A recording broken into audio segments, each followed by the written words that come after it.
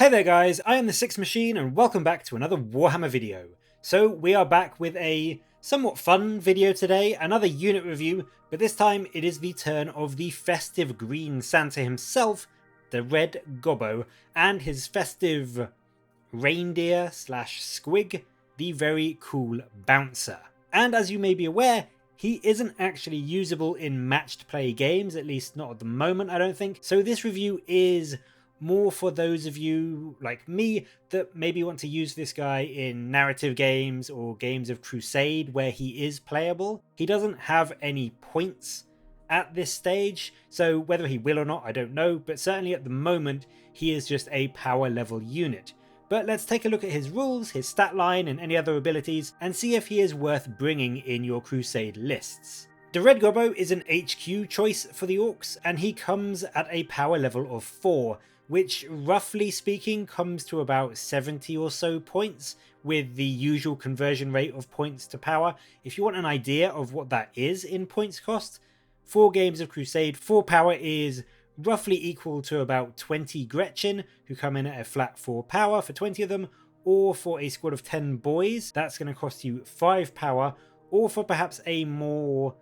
equal comparison, a knob on a smasher squig is also 4 power. So that is a pretty good benchmark for his abilities and his usefulness, I guess. And for that 4 power, you get a decent, at least for a Gretchen, stat line. He has movement 10, weapon skill 4+, ballistic skill 3+, strength 3, toughness 5, 5 wounds, 3 attacks, leadership 7, and a 4-up save. So in all honesty, it's not a terrible profile really. Compared to the knob on Smasher Squig, yes he loses out on some key stats like weapon skill and strength and toughness and attacks,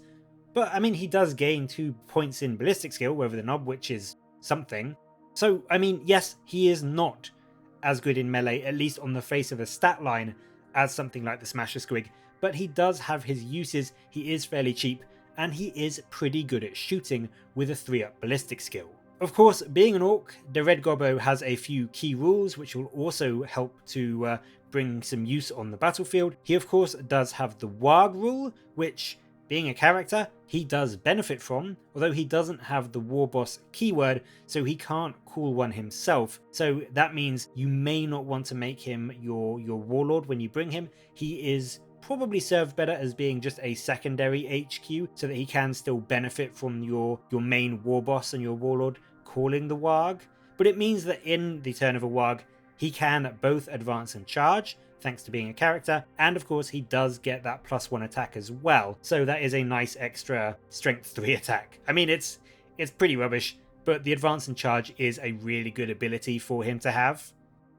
On top of that, he also has some specific Red Gobbo rules that are, on the face of it, mainly aimed at buffing grots, so they're not the most amazing things in the world, but if you did want to bring a few Gretchen in your list, I would say he is arguably better at buffing them than someone like Zodgrod is. The Revolution rule is a handy little aura that somewhat helps to negate the awful attrition rules that the grots have to put up with, and this rule essentially lets all friendly Gretchen units within 6 inches add 1 to combat attrition tests. And so this pretty much just negates the innate -1 that Gretchen have from their cowardly rule. And again, it's not going to make Gretchen a top tier unit by any means, but it does mean that at least they are a bit more likely to stick around on the battlefield. His next unique rule, Red Gobbo, just means that he can be taken in a detachment without preventing other units from gaining their benefit of their culture, so you can bring him in a Goths list or a Snakebites detachment and all your other Orcs will still get their culture rules,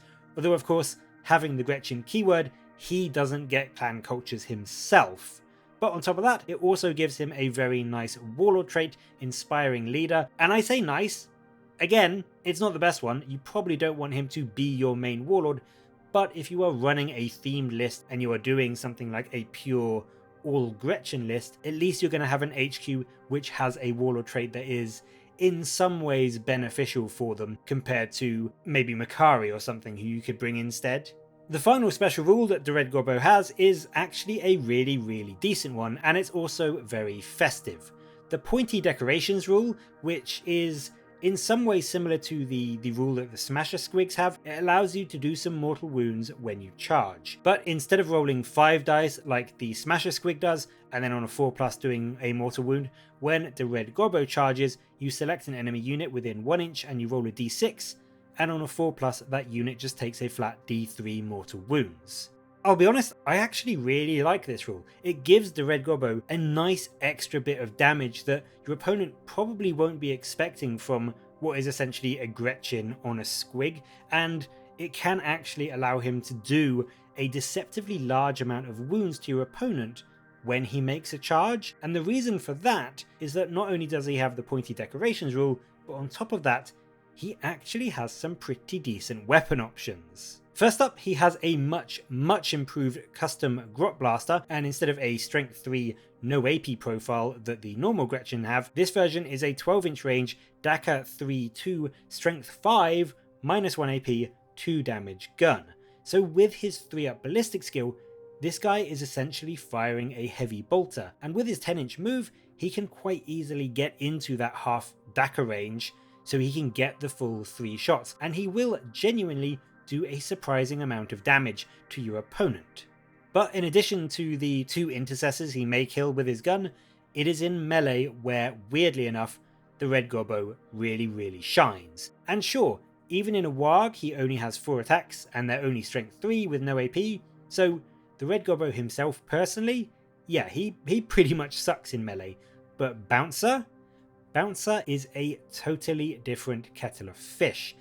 And like the other Squig models in the new Beastnagger's army roster, he gets an extra set of attacks, in this case 3, and they are done at strength 6, -2 AP, and a flat 2 damage. But they have the absolutely fantastic caveat that is reserved for like the Beast Boss and Mozrog Squig, in that when you roll a wound roll of a 6, instead of the normal damage, it just does a flat 3 mortal wounds instead. And that is huge for a 4-power, completely unassuming little Gretchen model. The ability to do potentially 12 mortal wounds in a single combat round is just mind-blowing. D3 from the charge, and then up to 9 mortal wounds from the 3 additional attacks he gets from Bouncer. And of course, it's unlikely to get to those full 12, but on average on the charge, you should quite easily get a good 2 or 3 or 4 mortal wounds on your enemy, and this can really, pretty much guarantee that you kill an enemy Commissar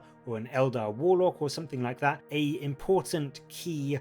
but not super tanky enemy HQ will quite likely go down on a charge from the Red Gobbo. Annoyingly, there are a load of psychic powers and stratagems that don't work on his jaws that give the extra attacks, because it specifies things like the Squighog Boy's jaws or, Mozrog's jaws, and this is a completely different weapon called Bouncer's jaws, so unless they FAQ that, he doesn't get to benefit from things like the psychic powers or the stratagems or the other aura buffs, but it is still a very good amount of damage from such a relatively cheap model. And I think overall, the Red Gobbo has got some really brilliant damage output for his cost, and he may not be as durable as a Nob on a Smasher Squig or have